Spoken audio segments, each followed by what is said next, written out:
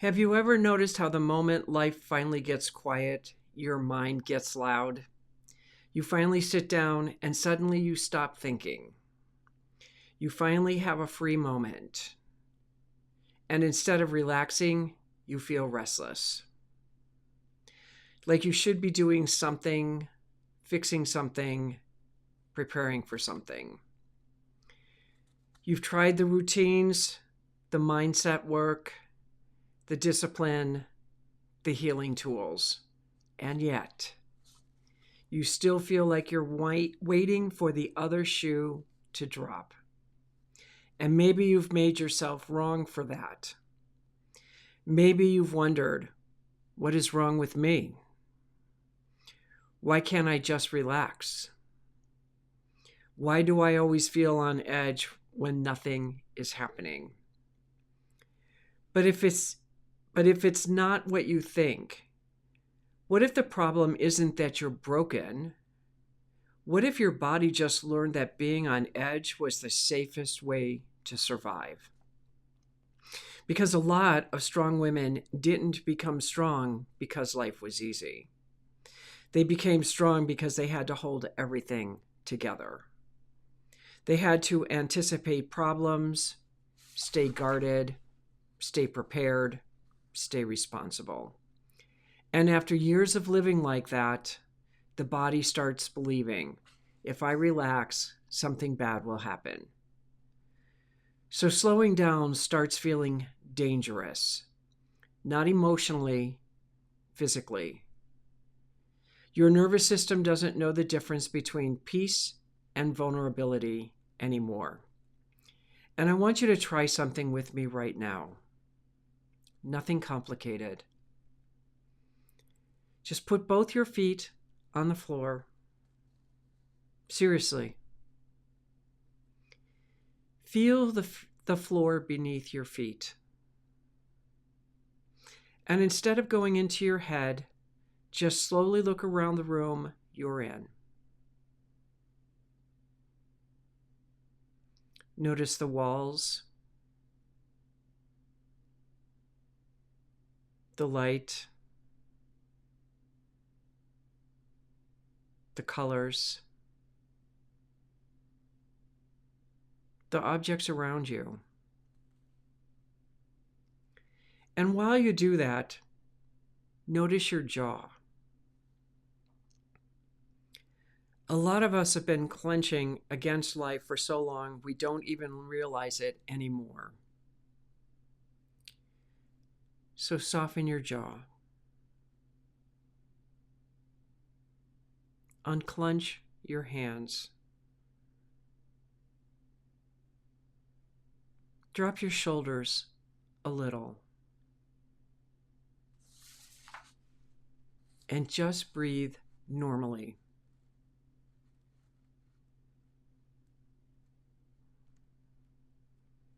You don't have to force yourself to calm down. You don't have to achieve peace. You don't have to become a different person in this moment.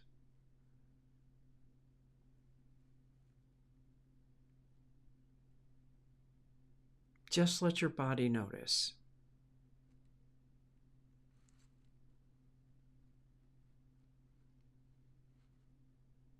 There is no immediate danger right now.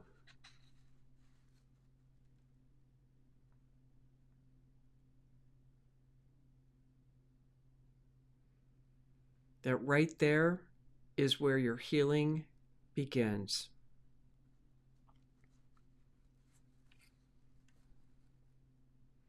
Not with perfection, not with another morning routine, not with trying harder to fix yourself.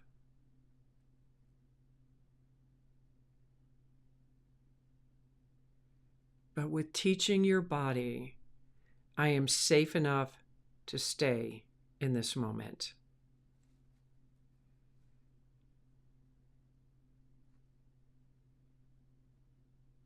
Because the truth is,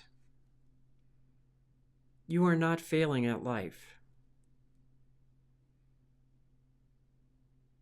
You are not weak. You are not crazy. And you're not behind.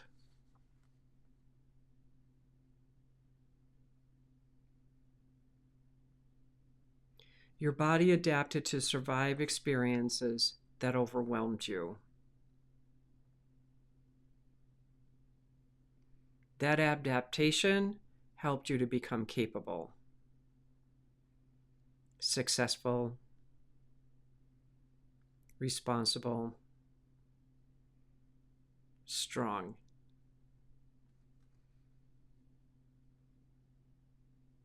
But eventually, the survival pattern that protected you starts exhausting you. And this is the part that nobody talks about. Some of the strongest women you know are completely exhausted from carrying a level of tension they no longer need.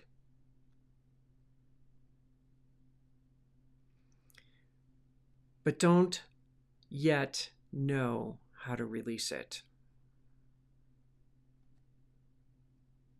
That's why healing can feel so uncomfortable at first. Because so many women, peace feels unfamiliar.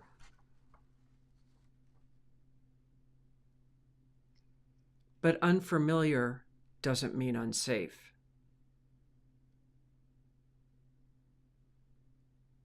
And little by little,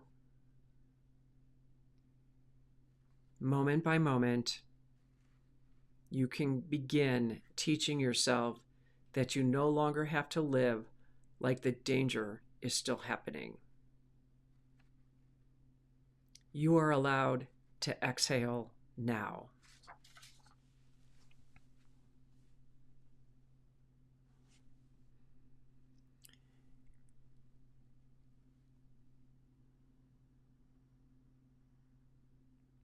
This is what I had to do, and I still do. Because no matter how much I change and no matter how much I learn and grow and evolve, I still keep discovering deeper layers of trauma, deeper layers of having to protect myself. And it doesn't necessarily mean that somebody was out to get me. In my life, yes, but it's not always that. I mean, a water heater breaking should never have caused the traumatic experience that I felt, but I did. And it was a learning experience. And so what I had to do was just be with it. I have asked for a lot of help to get through this sometimes because I don't understand the depth of this pain, of the suffering, of what I've done to protect myself because I felt so alone for so long. I felt like I was the one here to help save the world because they were incapable. Nobody taught me that. But I experienced that as a child when my grandmother died and how my mother was. I felt that my parents were incapable of doing anything, so I felt like I had to take on that responsibility and that burden. Nobody made me do it. I chose to do it because I felt so out of control.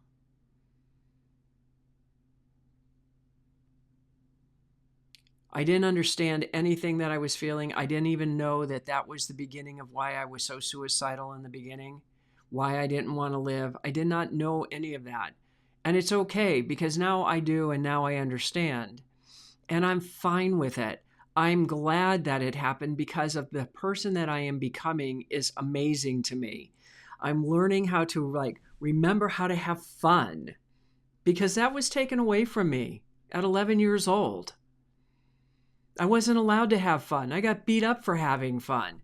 And I'm still going through all those bad patterns and paradigms that were created because I didn't understand why I couldn't play. I'm not angry about it. I'm just amazed to the depth of what I did and what I stored in my body. And so it took me several weeks to move through a lot of this. I'm not on the other side, but I'm a million times better than where I was. But I had to just allow the emotion to come up. I had to feel it.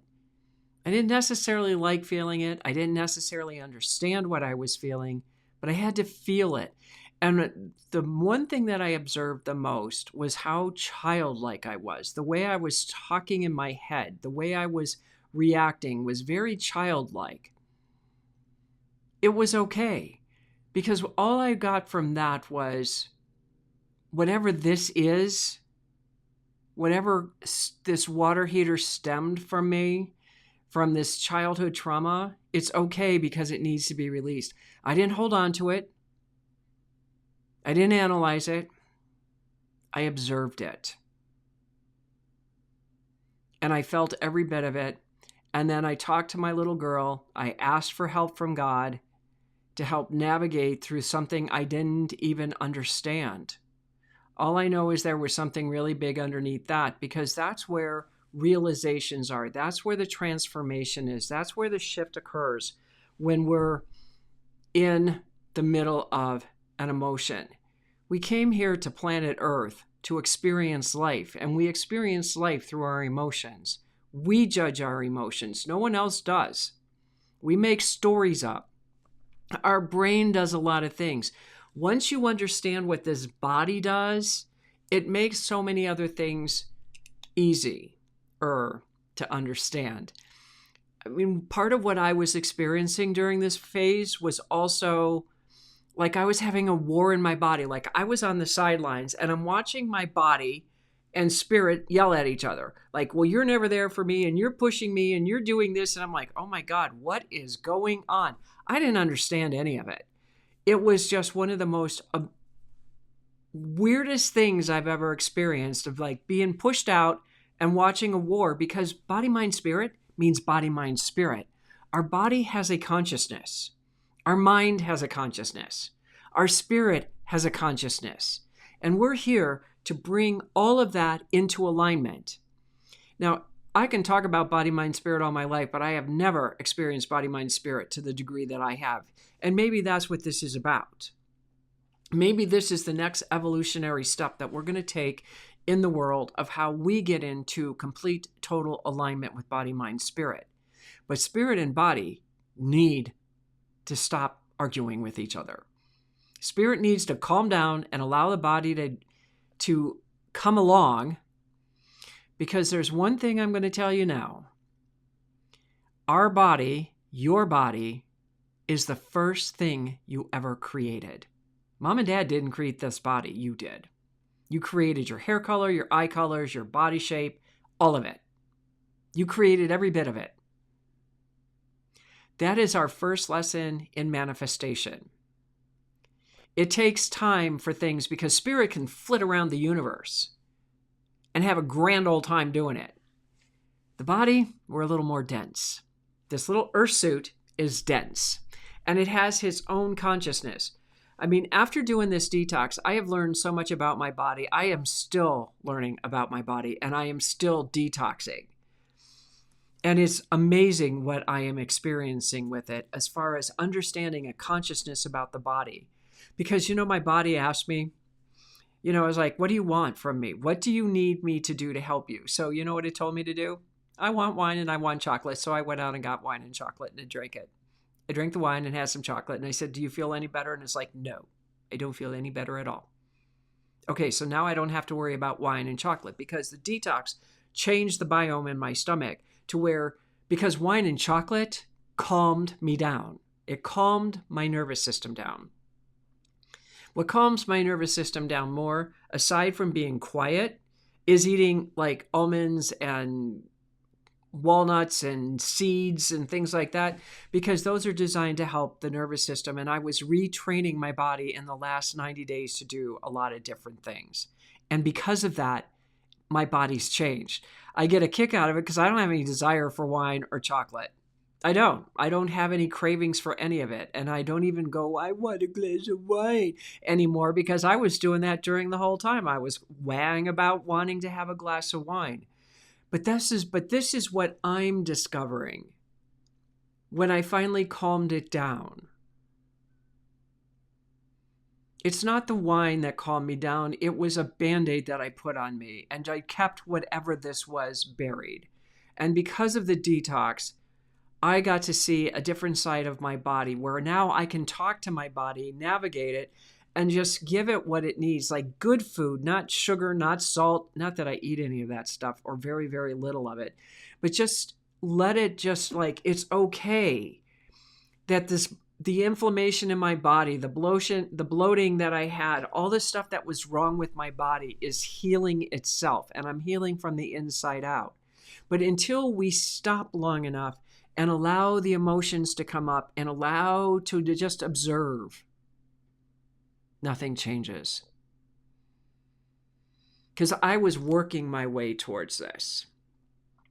And now that I'm here, it's just so much better. There's a peace inside of me that's there, and there's an excitement. I'm not completely on the other side by any stretch of the imagination, but that's all okay. It's coming. It's here. I'm moving forward. I've got a new look coming on my website all over the place. I am changing everything because I feel like I'm stepping in more into the real authentic myself. And that's only because I stopped. I observed. I started healing. I started breathing.